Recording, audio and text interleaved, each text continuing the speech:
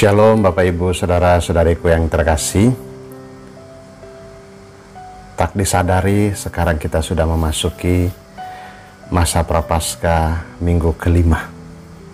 Dan sabda Tuhan hari ini sungguh-sungguh menyentuh dan berkesan di hati kita. Karena sabda Tuhan sendiri mengantar dan mengingatkan kita semua bahwa Tuhan tidak mengingat dosa-dosa kita. Ia melupakan segala dosa-dosa kita dan memberikan kita keselamatan, memberikan kita penebusan.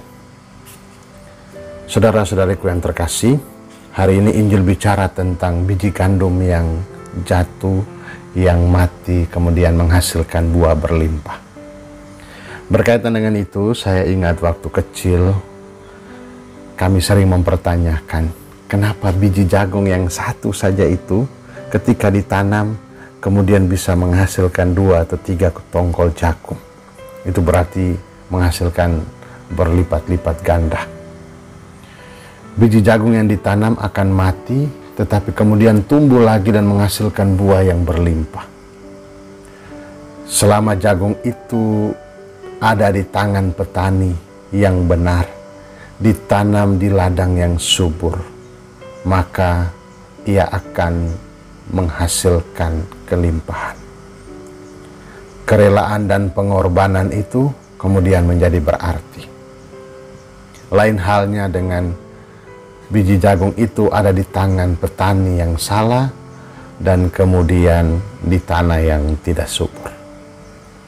Saudaraku yang terkasih, Yesus dalam Injil juga menegaskan tentang biji gandum yang jatuh ke tanah dan mati. Yesus memakai perumpamaan gandum karena itu sangat dekat dengan realitas kehidupan orang-orang Israel saat itu. Yesus mengatakan demikian untuk menjelaskan tentang kematian dan artinya. Dengan kematiannya yang satu orang saja ini akan menarik semua orang untuk bersatu dengannya, untuk mengalami keselamatan. Ia bahkan rela dengan berkorban mati di kayu salib, di mana orang memandang dia sebagai suatu peristiwa aib, tetapi itulah jalan yang dipilih untuk menyelamatkan. Ia mati dengan cara yang hina, supaya kita yang hina ini bisa dimuliakan. Ia yang mati ini menghasilkan buah dan memberikan hidupnya untuk keselamatan semua orang. Kematian satu orang yakni Yesus membuka jalan untuk memulihkan kembali hubungan manusia dengan Allah yang selama ini terputus karena dosa. Ketaatannya pada perintah Bapa menjadi warta keselamatan bagi semua orang yang saat ini dengan cara masing-masing menjauhkan diri dari Allah dengan hidup dalam dosa, sebagaimana juga pengalaman hidup orang Israel yang kemudian dibuang. Ia sungguh menjadi korban persembahan yang sejati untuk bisa mendatangkan sukacita bagi banyak orang. Dalam bacaan kedua, Yesus disebut sebagai Imam Agung. Sebagai Imam Agung, dia tidak mempersembahkan kurban bakaran, tetapi mempersembahkan doa dan permohonan dengan ratap tangis dan keluhan kepada Allah. Doa yang mengingatkan kita akan peristiwa di Taman Getsemani dan Taman Golgota.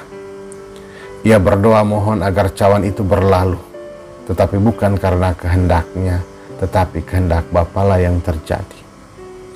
Ia juga berdoa di kayu salib, Bapa, ke dalam tangan-Mu kuserahkan diriku.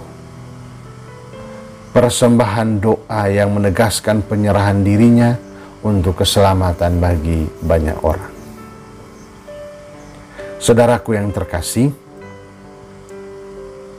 Yesus telah mengorbankan dirinya untuk keselamatan umat manusia. Kematiannya menjadi jalan untuk semua orang untuk mengalami kasih Bapa. Sabda Tuhan di minggu ini mengajak kita semua untuk rela berkorban, siap untuk menderita untuk sesuatu yang lebih baik atau mulia. Terkadang kita akan tekun berusaha atau rela menderita jika apa yang kita lakukan sesuai dengan harapan kita, sejalan dengan pikiran kita. Sebaliknya kita mengeluh dan menggerutu saat apa yang dipercayakan atau saat apa yang diperintahkan tidak sesuai dengan kehendak pribadi kita. Di tengah pergolakan batin sebagai seorang manusia, kita belajar untuk menjadi seperti Yesus teladankan, yakni rela mempersembahkan diri, mau berkorban untuk banyak orang, taat sampai akhir, dan tidak memaksakan kehendak sendiri. Meski terkadang harus mengeluarkan air mata atau penuh ratap tangis, tetapi pengorbanan yang sejalan dengan perintah Allah akan menghasilkan banyak buah. Teruslah taat sampai seperti Yesus, maka kita akan menghasilkan banyak buah yang berlimpah, seperti satu biji gandum atau jagung akan menghasilkan kelimpahan. Maka tetaplah menjadi biji di tangan Allah dan ladang sabda yang subur, agar sukacita melimpah dalam hidup dan kita pun jadi berkat bagi banyak orang. Salam dari hati kudusnya dan selamat hari Minggu.